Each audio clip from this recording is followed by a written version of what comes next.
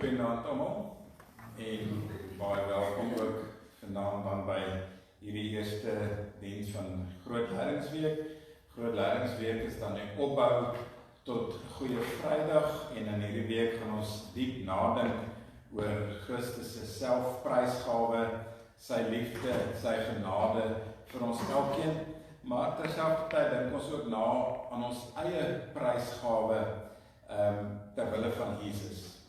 Of dalk aan die gebrek daaraan.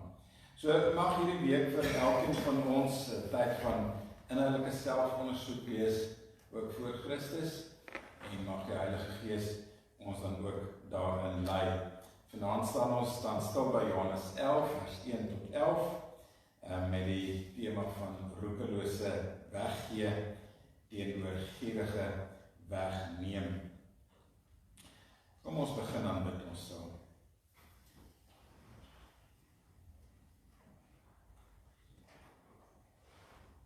Here Jesus, U is die fontein waarna ons smag.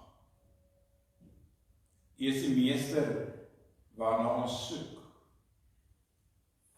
In U teenwoordigheid durf ons nie beweer dat ons sonder sonde is nie, want U alleen is die heilige en sondelose. Hier voor U ontbloot ons na ons harte in geloof en bely ons sondeskuld en wy ons onsself ook in gebrokenheid en broosheid aan U. O Here, in U groot liefde, kom vra ons dat U ons sal bevry van ons swakheid, dat U ons sal genees van ons innerlike siekte, en dat U ons dors sal les en aan ons vrede sal gee. Ons vra dit in die krag van U naam, wat ons in geloof aanroep. Ons vra dat U ons sal bystaan, en dat U ons sal heel maak. Heilige Gees, wek in ons en omvorm ons tot die mense wat U wil hê dat ons moet wees.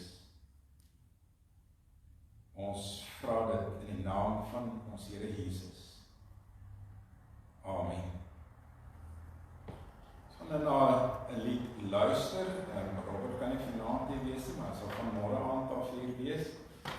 Kom ons luister na hierdie lied. Daar is op 'n stadium wat is 'n lied van Jan de Wet, en dan sê hy op 'n stadium sing saam, so as jy wil, dan kan jy saam sing.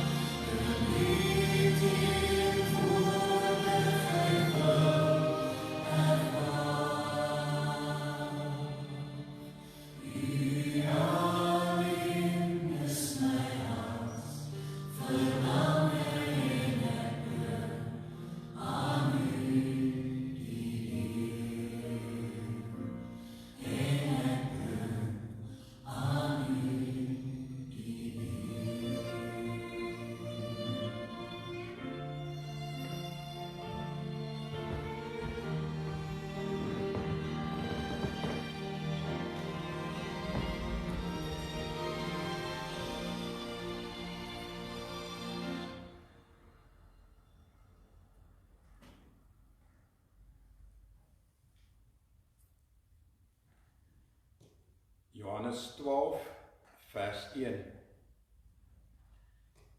6 dae voor die Paasfees, ekskuus as die mikrofoon aan, dit klink so asof hy nie aan is nie. 6 dae voor die Paasfees het Jesus na Betanië toe gekom, waar Lazarus wat hy uit die dood opgewek het gewoon het.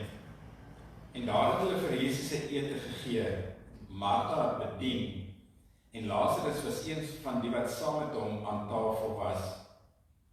Toe het Maria 'n half liter egte, baie duur nardesolie gebring en dit op Jesus se voete uitgegiet en sy voete met haar hare afgedroog. Die hele huis is deurtrek met die geur van die reukolie. Judas Iskariot, een van sy disippels, die een wat hom sou verraai, sê toe: "Waarom is hierdie reukolie nie vir 300 silwer muntstukke verkoop en die geld vir die armes gegee nie?" Dit het hy gesê, nie omdat hy oor die armes bekommerd was nie, maar omdat hy 'n dief was. Hy het die beursie gehad en het van die bydraes gevat. Toe sê Jesus: "Laat staan haar. Sy moes dit hou vir hierdie dag om my te salf vir my begrafnis. Die armes het julle nog altyd by julle, maar vir my het julle nie altyd nie." Baie van die Jode het verneem dat Jesus daar is en het daarheen gekom, nie net ter wille van Jesus nie, maar ook om vir Lazarus te sien wat hy uit die dood opgewek het.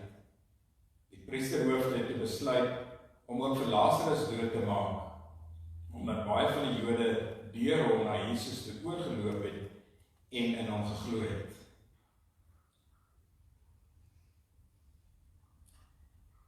Jesus oornag die aand, die Saterdag aand, na die Sabbat verby is, by sy vriende Lazarus en sy 2 susters.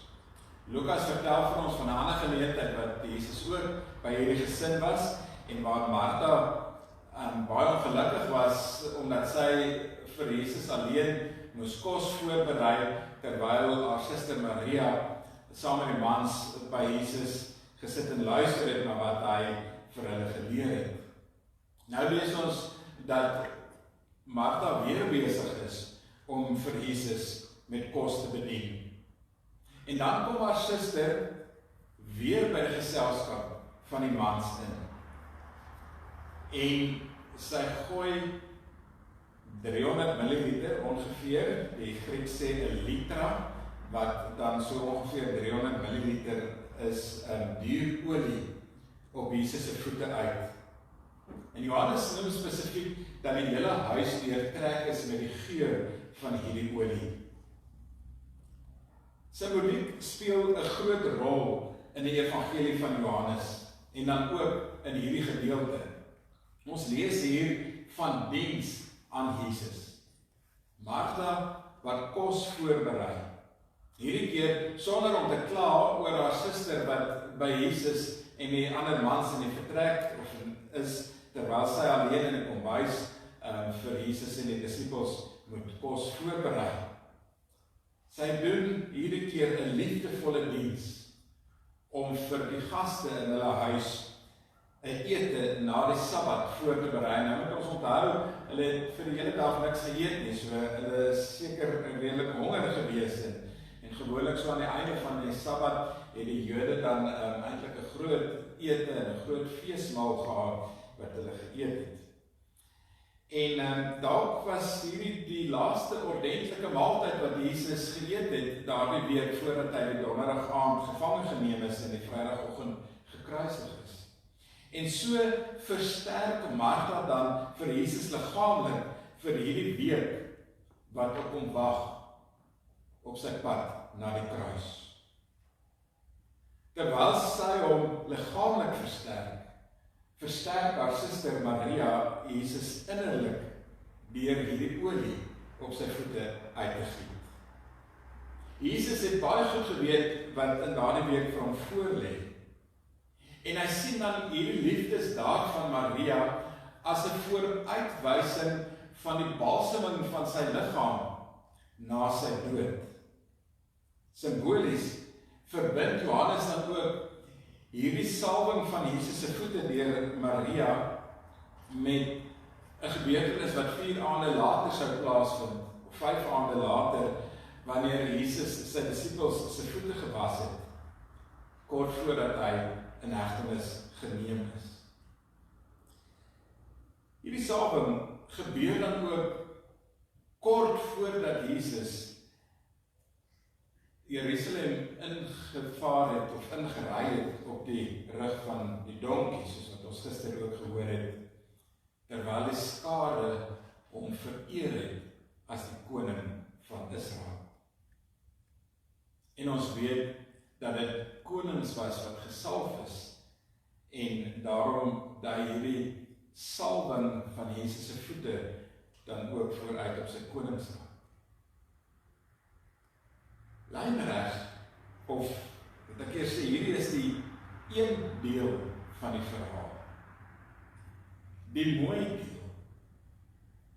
Die deel waarmee ons onsself sal wil vereenselwig, want dis die positiewe deel van hierdie verhaal. Maar lynreg teenoor hierdie verhaal staan daar 'n ander verhaal, die deel van Judas en ook die priesterhoofde. Judas wat so naby aan Jesus geleef het en tog so ver van hom geëindig het. Judas sluit nie by Maria en by Martha se liefdesdaad teenoor Jesus aan nie, maar hy gaan staan eintlik lynreg teenoor dit. En hy reageer met woorde van gierigheid. Hoekom word hierdie olie nie verkoop en die geld vir die armes gegee nie? En ons sou dink dat dit eintlik 'n regverdige vraag is. Maar Johannes noem dan baie spesifiek dat Judas dit nie gevra het omdat hy vir die armes omgegee het nie, maar dat hy dit gevra het omdat hy 'n dief was en dat hy dit uit gierigheid gevra het en dis uit liefdeloosheid teenoor Jesus, saam met wie hy vir 3 jaar intiem geleef het. Met haar liefdesdaad gee Maria haarself prys. Ook deur Jesus se voete met haar hare af te droog, wat heeltemal ongewoon en eintlik vernederend vir 'n vrou was. Sy gee haar kosbare besitting met oorgawe aan Jesus, as sy hom as koning salf. Maar sy gee haarself ook, sy gee haar waardigheid weg, om Jesus se voete met haar hare af te droog. En so gee sy alles vir Jesus, met haar liefdesdaad. En met sy liefdelose daad, ontneem Judas Jesus se verering, en wil hy die eer op homself plaas, en homself verryk. So Maria gee weg, sy gee haarself weg, sy gee haar alles weg.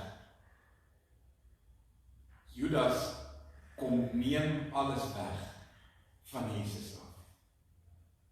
Maria kom plaas die fokus op Jesus en op wie hy is en op sy koningskap. Judas kom neem dit weg van Jesus af en hy kom plaas die fokus op homself. In Johannes 15 leer Jesus die mense dat hulle mekaar moet lief hê. In hoofstuk 15 vers 1 sê Jesus, soos die Vader my lief het ek julle ook lief, julle moet in my liefde bly. En dan sê hy in vers 15, julle moet mekaar lief hê.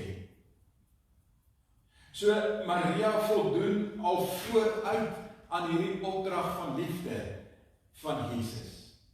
Judas kom al vooruit in opstand daarteen.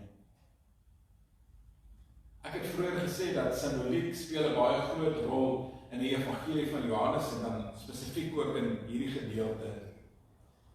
En so noem Johannes dan baie pertinent dat die hele huis deurtrek is met die geur van hierdie olie wat Maria op Jesus se voete uitgegiet het.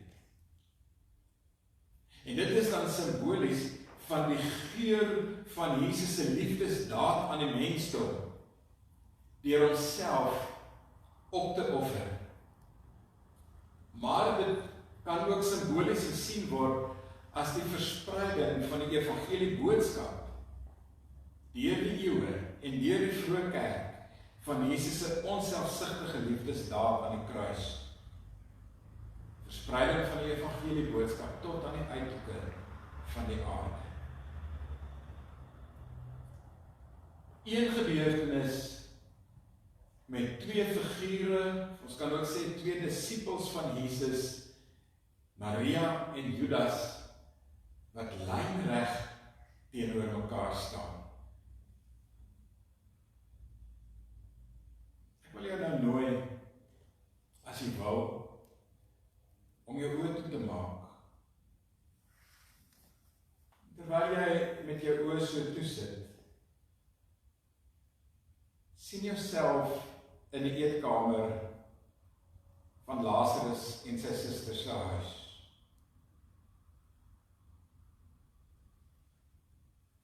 Hoe lyk daardie vertrek vir jou? Wat sien jy alles daar?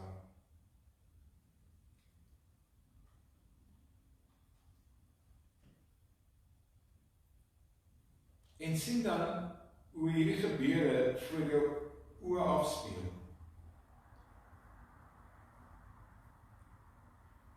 Ruik die geur van die kos wat uit die kombuis kom. En onthou, jy is bitter honger, want dit was die Sabbatdag en jy het nog niks geëet nie.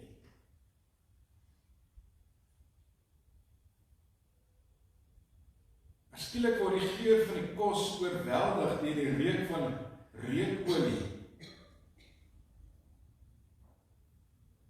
En miskien snak jy na jou asem wanneer Maria hierdie olie oor Jesus se voete uitgiet.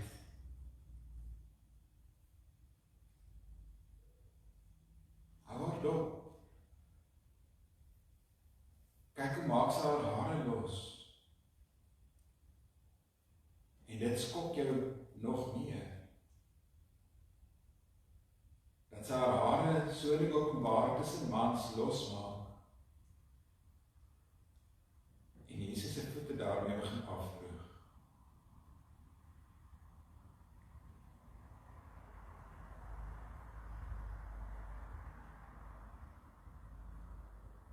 En dan ruk Judas se woorde jou weer terug tot die werklikheid.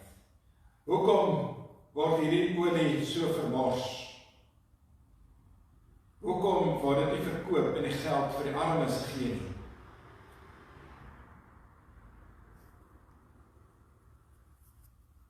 Miskien wil jy instemmend knik. Want wat Judas sê maak tog sin, of hoe?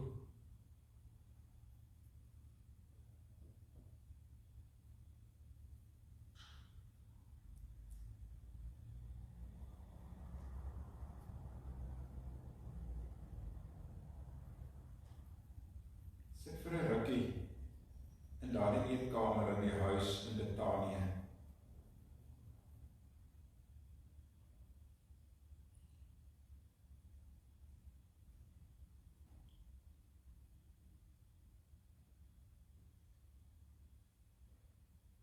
Vraag jouself die vraag baie eerlik af. By wie skaar jy jouself?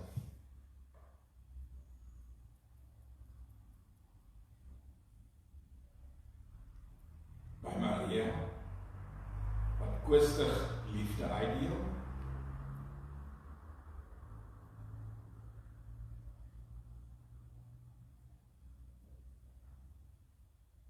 Of by Judas, wat uit gierigheid koestig liefde wegneem?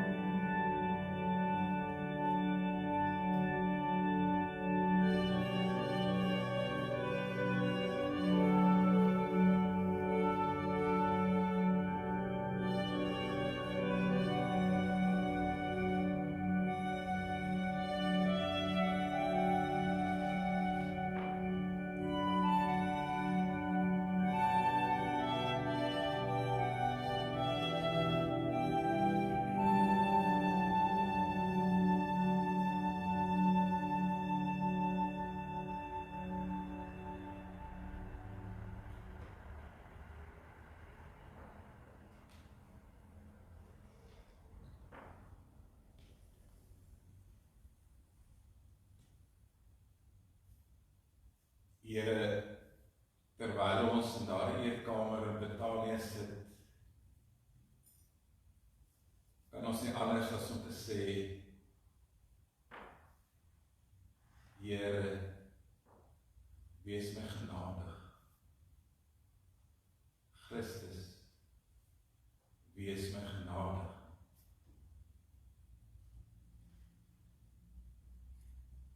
Here, want ons wil onsself so maklik vereenselwig met Maria en Martha, wat U gedien het, met oorgawe. Ons wil onsself graag sien as mense wat ook ons dierbesittings vir U weggee.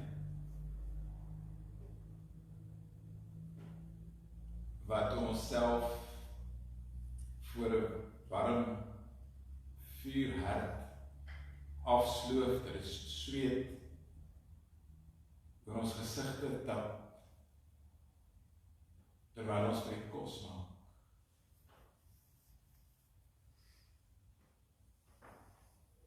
Ons wil onsself graag sien as die mense wat voor U op die grond kniel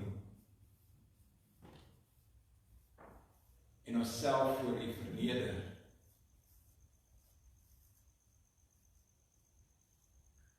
En alles wat ons het, weggee vir U.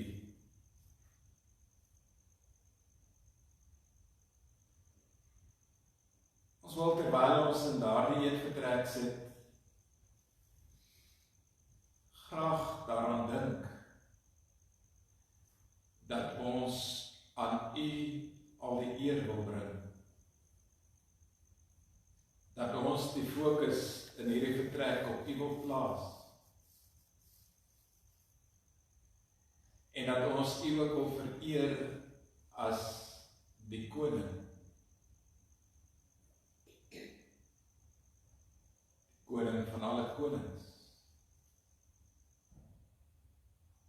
Die een aan wie alle gesagte en kragte en magte onderwerf is.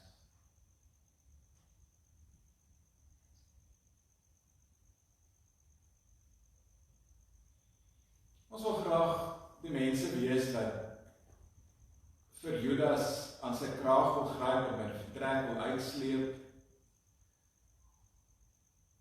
en hom wil wegjaag. Sê, hoe durf jy so iets aan ons meester doen?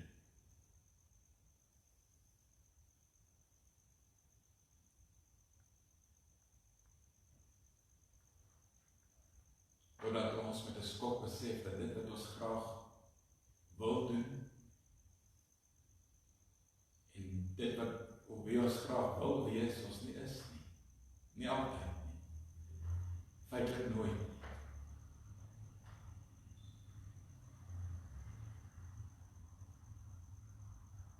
Miskien moet ons vanaand met 'n skok besef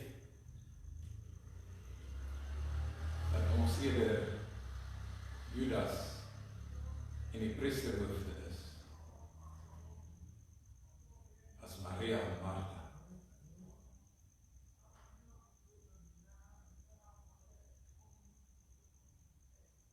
Dat ons so maklik liefde wegneem.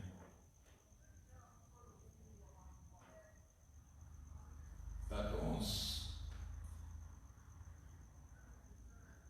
kultuur van opgaar en by mekaar maak dikwels in die pad staan van ons liefdesdiens aan U en aan ander.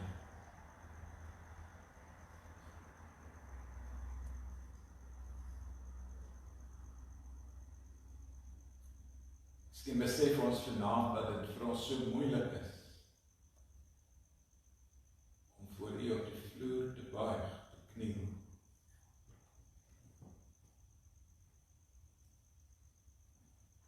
En onsself voor U te verneder.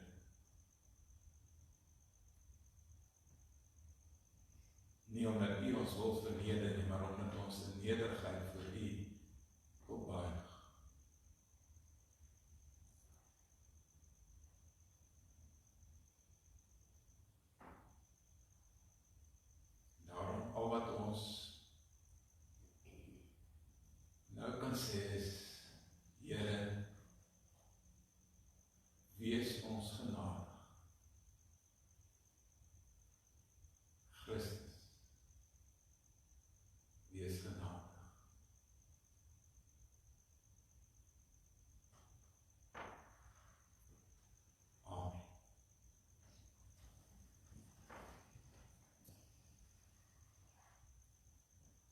wil U ook die Here se seën toebid vir die res van hierdie groot leidingsweek.